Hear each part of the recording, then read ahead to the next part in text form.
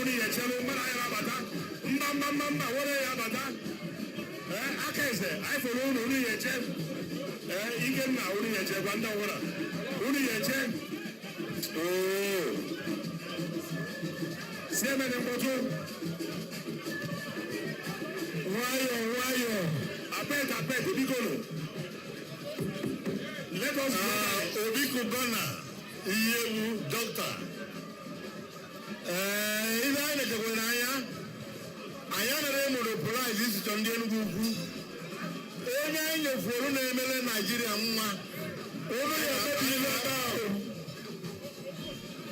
anyị na-agbụ ya ume ịkpọ atịa na the aristocracy Enugu ukwu n'ụmụnri onye ọbụla anyị na-echi echichi anyị na-enye ịba mma ọrụ ibe anyị na-eme ọrụ ka anyị na-enye ya onwe ya enye ya more prominence maka na onye pụrụ okpu si n'ụmụnri take it from here plane anyị na-asị na o mere mistake anyị na-enye onye ahụ na anyị ahụ na ị na-eme mma anyị abụghị enye na mma ala nna gị na mụ na nna gị dị na mma na mụ na nna gị wụ oyi na mụ na nna gị na-ediri oru bed ọ maka na ihe ị na-eme ọ dịje na nke nne na nna nke a dị iche ihe ezigbo mmadụ na iri were aka dị ezikwara ya igwe igwe aka dị ihe eme ya nwunye Obi Kubana anụrụ na ị na-emekwa mma ama ihe niile ị na-eme anụcha m ya ihe emekwa mmụọ ka Chukwu na-eweta mmụọ ọ Chukwu na-eweta ihe eji eme Chukwu ahụ na-eweta ihe ị na-eme mmụọ ọ ya eweta mmụọ eweta aka ka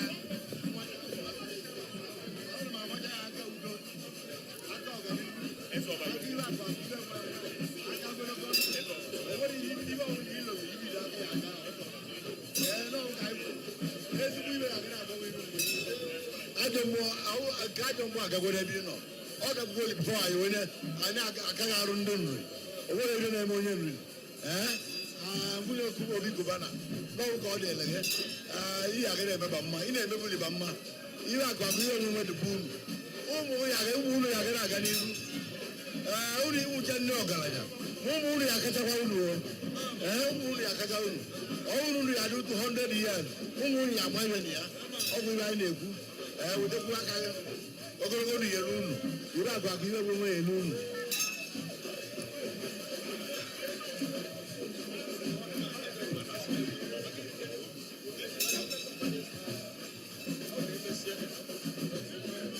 biko crowd erike eze ọba ị na-akwadobe ka ịbịa kene eze Enugu ukwu maka na ọgwa gụnwebe ga ejila echichi eze ọba ya agba m yes Obi Kubana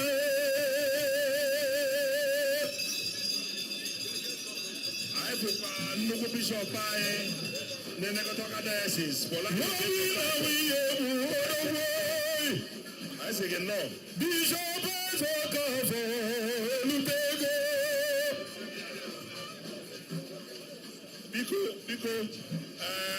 kwụkwasị ya okwu eze ọbata ọkọla kere. Romotazu ọrọ niile. Odogwu. Ibaino. Onye a ji okpokpo wezi okpokpo ọha. Onye oniru a ji okpokpo wezi okpokpo ọha. Unu mara abịa ahịa bụ ife Igbo ji ka mba. Tụrụ na ya bụ ife Igbo ji ka mba. Ọ gịkwa ife ji ka mba. Iwe wetara Igbo ji ka mba. Onye ife Igbo ji ka mba. Ife Igbo ji ka mba. Biko ọ ga-ekerezi ndị Enugu ukwu ke ife ji malụ mba. Ife ji malụ mba. Ekete ife die. Ife Igbo ji kalị mba. Okene. Ife Igbo niile ji kalị mba.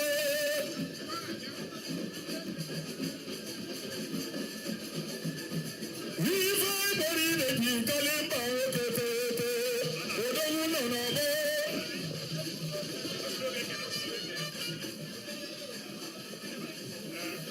Oyibe.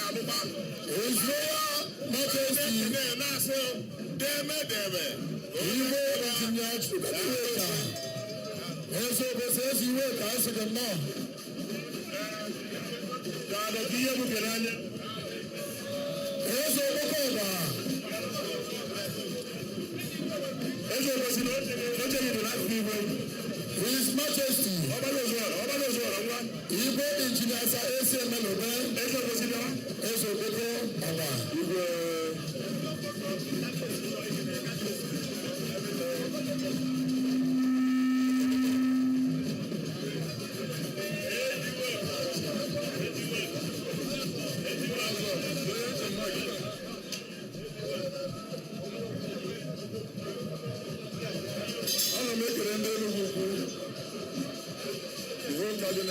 Those of the cheer for this great honor of me and my family to be a happy. I don't take it for granted. And as a son, I will continue and take it as my second home. And the expectations of Enugu, both the citizens, both the Ndinachi, if you go to Kamba, will always meet as a fire and gas.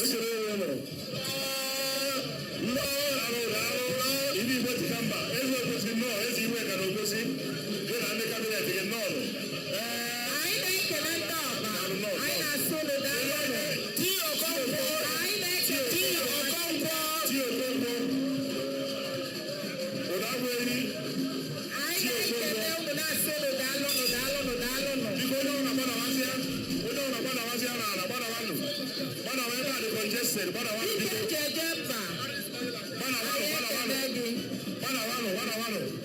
onye ọbụla gbadawanụ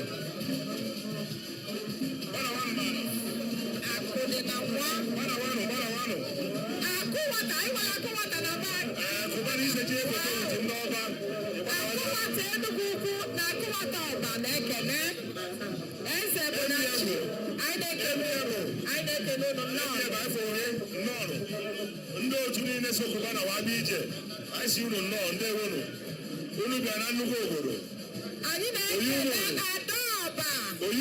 Adaọba kpọkọtala ụmụ nwanyị anyị na-ekele ndị ugo si mba anyị si unu daalụ nọ nnọọ ọhịa ekwu ka a na-eme ụdabụ enyi batawa nsụkwana ụdabụ enyi ọ gbagotere ya na onye bịa